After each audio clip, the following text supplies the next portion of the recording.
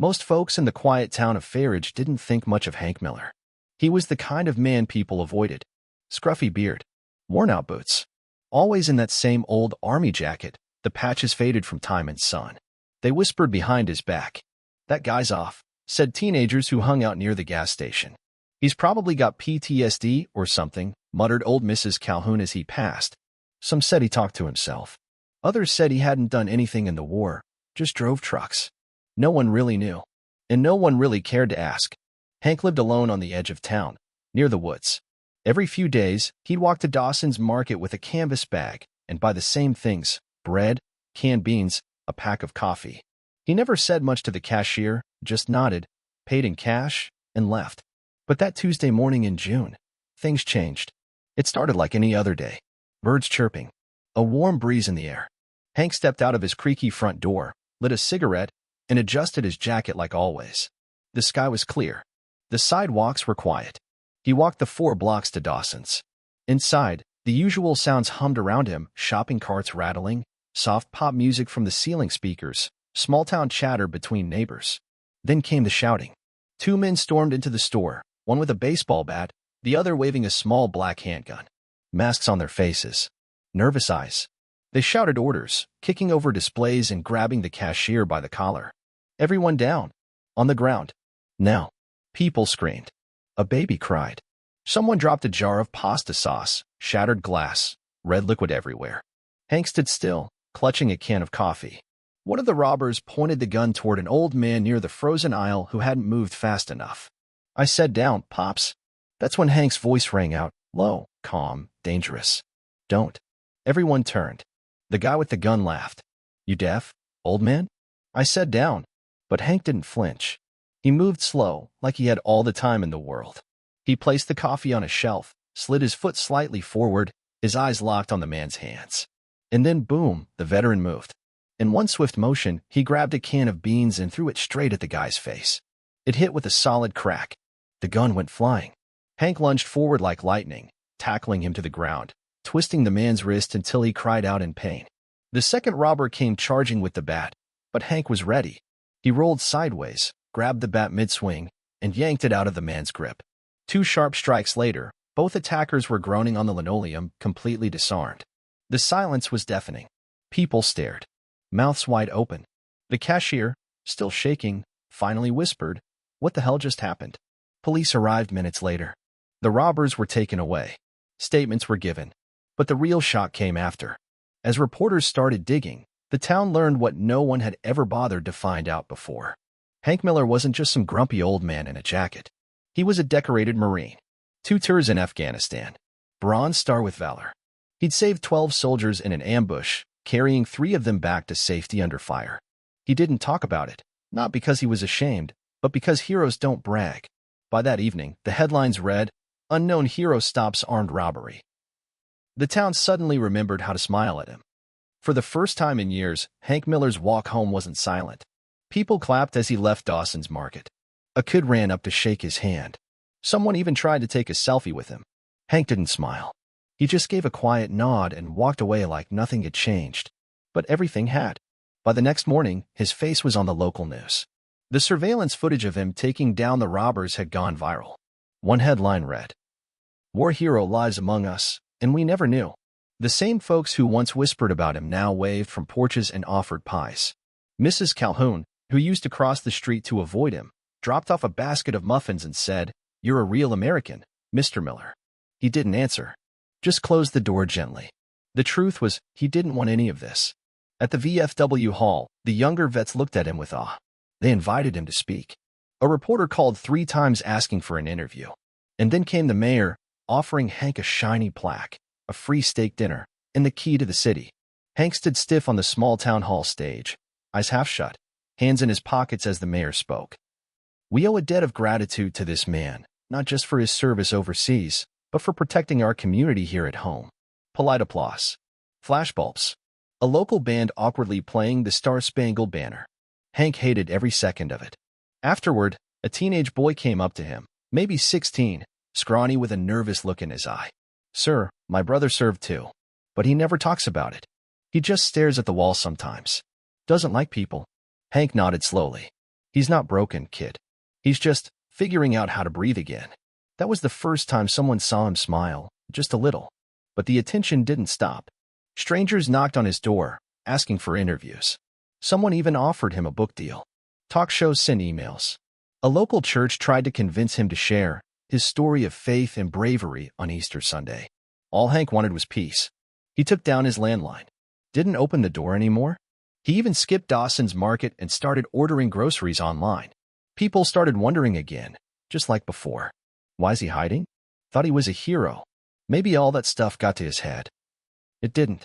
Hank wasn't angry, just tired. He hadn't done what he did at the store for praise.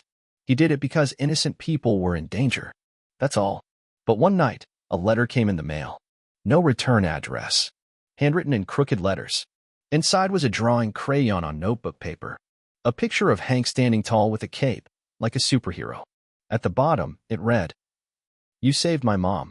Thank you, Mr. Hank. Emily, age 6. That one made him sit down for a while. Eyes damp, shoulders soft. The next morning, he walked to Dawson's again, just like always. Same boots, same jacket, same quiet stare.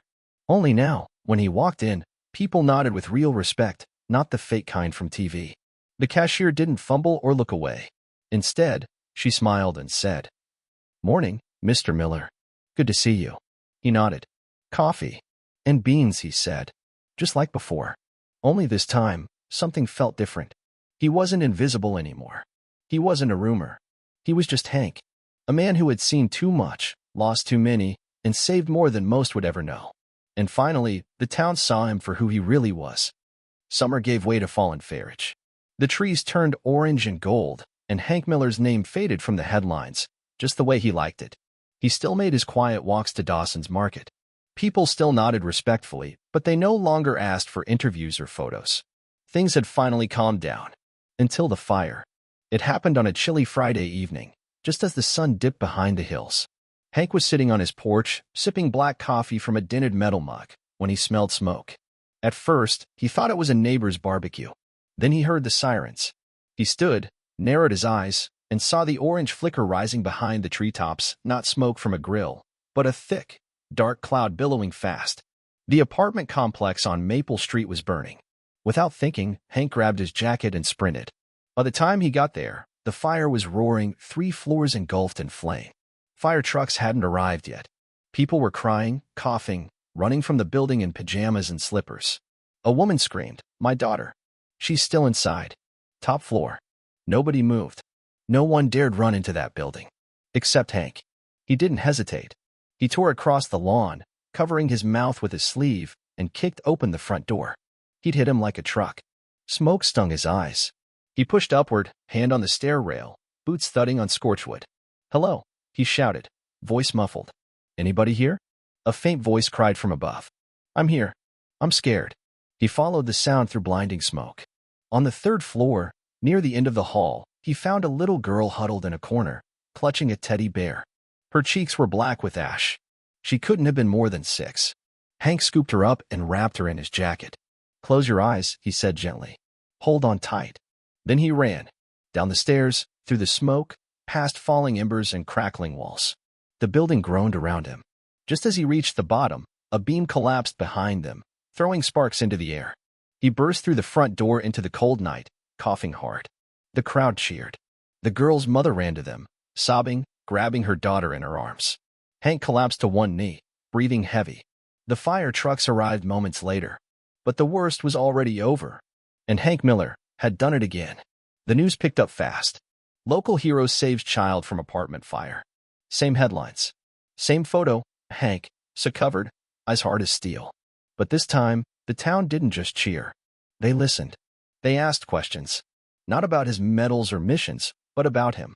One day, the high school invited him to speak, not in a fancy way, just a quiet Q&A with students.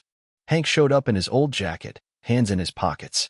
He stood in front of 30 teenagers who stared with wide eyes. A girl asked, "Were you scared?"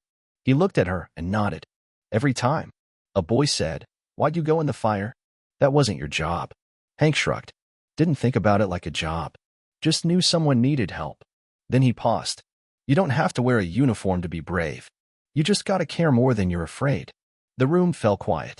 A week later, the mayor offered him a permanent position as the town's emergency response advisor. It wasn't a flashy title. No salary. Just a seat at the table. A voice that mattered. Hank accepted. But only under one condition. No speeches. Now, folks in Farridge don't cross the street when Hank walks by. Kids wave. Adults nod. Veterans sit with him on benches and talk about the things they never could before. He still wears the same old jacket. But to them, it's no longer just cloth and patches. It's a symbol of quiet strength, of courage without noise, of a man who never asked for attention, only the chance to do the right thing. And every once in a while, a new drawing shows up in his mailbox, usually from a child, always hand-drawn, crayons, smiles, a man in a green jacket standing tall, with words like, "My hero. Thank you, Mr. Hank. You make our town safe." And each time, Hank pins them to the inside of his kitchen cabinet. Not to show off, just to remember. Because for a man who used to be invisible, being seen, truly seen, meant everything. 5 years later, the town of Farridge had changed, but slowly, like leaves turning in autumn. The bakery on 5th Street now served a Hank special every Thursday, black coffee and a warm cinnamon roll, no questions asked.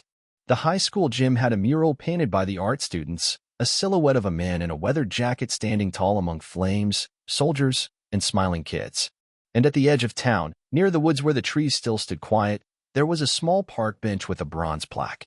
In honor of Hank Miller, a man who showed us what quiet courage looks like. Some days, he still sat there. Hair a little grayer. Steps a little slower. Same boots. Same jacket. Still nodding politely to passers-by who now smiled without hesitation. The kids in town knew who he was. They didn't fear him.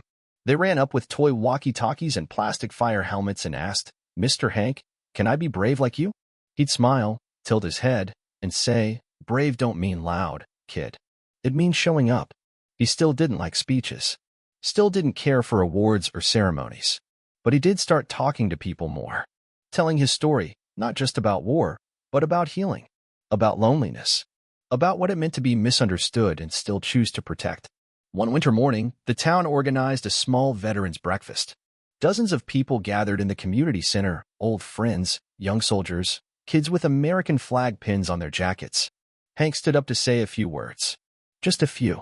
He cleared his throat and said, "Don't wait until someone's a hero to treat them like a human." And sat down. That was it. But it stayed with them. When Hank passed, quietly in his sleep at age 74, the entire town came out to say goodbye.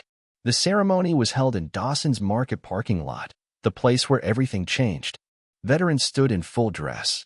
Children placed their crayon drawings in a small box beside his photo.